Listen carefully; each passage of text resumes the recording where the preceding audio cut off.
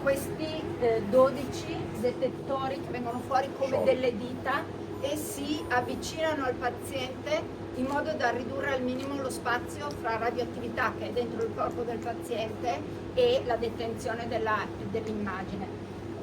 All'interno ci sono per ognuno dei detettori 7 file di cristallini di materiale allo stato solido, che sono dei semiconduttori praticamente, che hanno quindi una capacità di rilevare la radiazione in maniera molto più accurata. Io vi ho lasciato dopo, se volete vedere, la vecchia tecnologia dove ci sono solo 2 testate, ognuna ha un cristallo e quel cristallo deve prendere tutto, quindi non sarà mai così vicino, non sarà mai così performante, e in più quella scintillazione che viene presa da quei detettori lì poi viene amplificata da delle cose che si chiamano fotomoltiplicatori, che non danno ovviamente nel totale un'accuratezza di questo tipo. La dose, i goal principali che ci siamo presi per comprare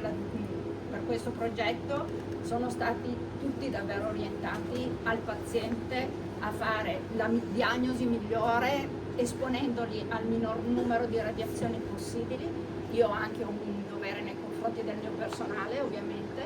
e riducendo tantissimo i tempi di acquisizione delle immagini e potendo dare ai pazienti 2 opportunità di esami che fino adesso non potevamo fare in questo centro, ovvero queste scintigrafie cardiache che diceva il direttore, con studio quantitativo del flusso cardiaco, e fino adesso solo con la PET si poteva fare nei centri PET dove avevano il ciclotrone e dove c'era un grosso know-how cardiologico, e